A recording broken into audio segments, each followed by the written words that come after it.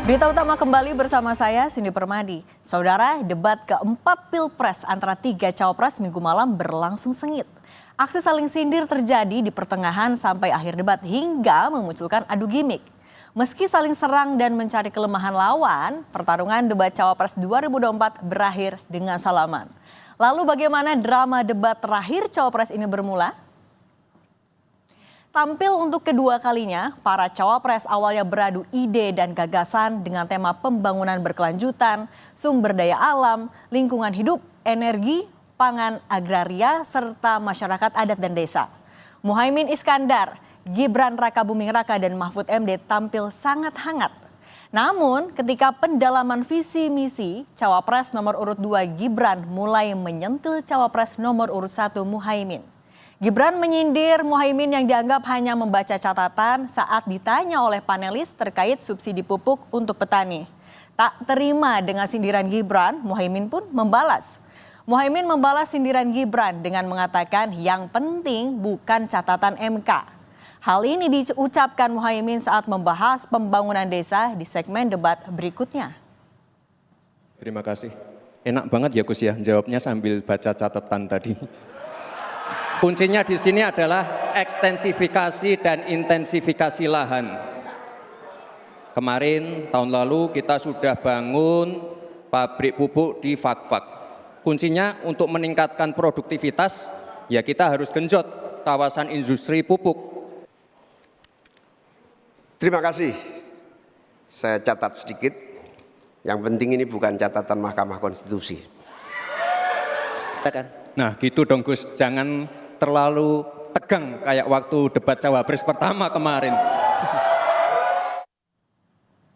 Saling serang dan saling sindir antar cawapres pun kian memanas di segmen kelima debat. Muhaimin mengungkit masalah etika hingga ijazah palsu saat ditanya oleh Gibran tentang LFP atau lithium ferrophosphate yang kerap digaungkan oleh tim sukses Muhaimin. Gibran menduga tim Muhaimin anti nikel untuk bahan baku baterai mobil listrik yang kini mulai dilakukan hilirisasi. Muhaimin pun sempat meminta pertanyaan diperjelas karena menganggap debat bukan tebak-tebakan melainkan mencari kebijakan. Nomor 1 dan tim suksesnya sering menggaungkan LFP, lithium ferrophosphate. Saya nggak tahu ini pasangan nomor 1 ini anti nikel atau gimana? Mohon dijelaskan. Masih ada waktu, Pak Gibran, apakah akan digunakan? Akan saya gunakan apabila pertanyaannya belum jelas. Bagaimana Gus? Cukup? Saya jelaskan juga nggak apa-apa. Singkatan dan terminologi mohon dijelaskan. LFP, lithium ferrophosphate. Tadi sudah saya bilang kan, lithium ferrophosphate. Itu sering digaungkan Pak Tom Lembong itu. Lithium ferrophosphate. Semua ada etikanya, termasuk kita diskusi di sini bukan tebak-tebakan definisi, tebak-tebakan singkatan. Kita levelnya adalah policy dan kebijakan. Prinsipnya sederhana. Semua kembali kepada etika Pak Gibran. Etika, sekali lagi etika. Etika itu adalah etika lingkungan. Bukan hanya etika lingkungan, tetapi etika bahwa forum ini adalah forum policy yang berharga. Jangan-jangan kalau kita tebak-tebakan definisi di sini, saya ragu. Kita ini levelnya SD, SMP, atau jangan-jangan ijazah kita palsu semua di sini.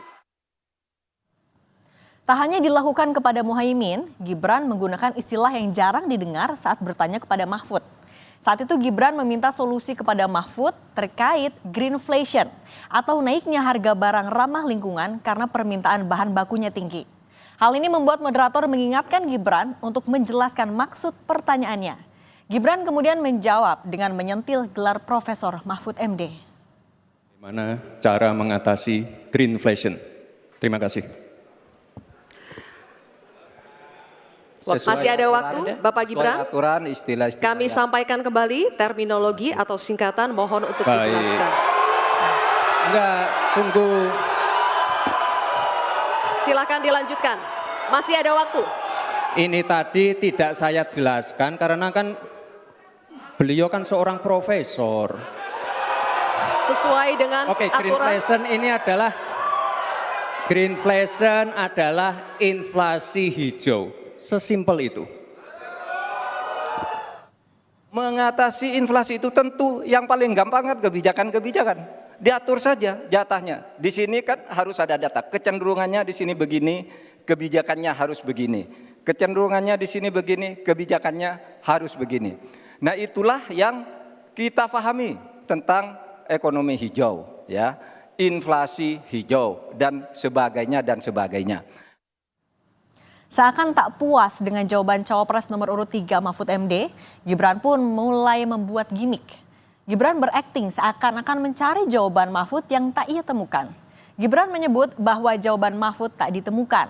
Mahfud kemudian membalas sindiran Gibran dengan pedas. Mahfud bahkan menganggap jawaban Gibran ngawur hingga menyebutnya recehan yang tak layak dijawab.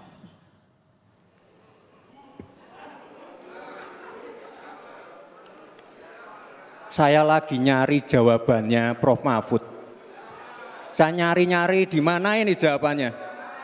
Kok nggak ketemu jawabannya. Saya tanya masalah inflasi hijau kok malah menjelaskan ekonomi hijau. Prof. Mahfud, yang namanya greenflation atau inflasi hijau itu ya kita kasih contoh yang simpel aja. Demo rompi kuning di Perancis. Bahaya sekali. Sudah memakan korban. Ya, ini harus kita antisipasi, jangan sampai terjadi di Indonesia. Kita belajar dari negara maju. Negara maju aja masih ada tantangan-tantangannya. Intinya transisi menuju energi hijau itu harus super hati-hati. Jangan sampai malah membebankan R&D yang mahal, proses transisi yang mahal ini kepada masyarakat, pada rakyat kecil. Itu maksud saya inflasi hijau, Prof. Mahfud. Saya juga ingin mencari tuh jawabannya ngawur juga tuh. Gila ini. Ngarang-ngarang ndak karuan mengkaitkan dengan sesuatu yang tidak ada, gitu ya. Begini loh, kalau akademis itu gampangnya kalau bertanya yang kayak gitu-gitu tuh recehan, gitu. Recehan. Oleh sebab itu tidak layak dijawab menurut saya. Dan oleh sebab itu saya kembalikan saja ke moderator. Ini tidak layak dijawab pertanyaan kayak gini. Tidak ada ini jawabannya. Terima kasih. Seperti yang kami sampaikan di awal tadi, saudara, meski saling serang hingga adu gimik terjadi, pertarungan debat Cawapres 2024 berakhir dengan salaman. Beda dengan debat Capres, seluruh pasangan calon, baik Capres, Cawapres terlihat akrab satu sama lainnya. Mereka saling bersalaman setelah debat selesai digelar. Bahkan tampak Prabowo Gibran turut saling berpelukan, disusul dengan Anies Muhaimin yang terlihat sangat gembira debat Cawapres telah selesai. Debat keempat Pilpres ini menjadi yang terakhir untuk para Cawapres. Namun masih ada satu lagi debat Pilpres yakni bagi Capres yang akan digelar pada 4 Februari 2024. Akankah muncul kejutan-kejutan dari para peserta dalam kontestasi Pilpres ini? Mungkinkah debat panas akan kembali terjadi antara Anies, Prabowo, dan Ganjar? Kita akan lihat nanti.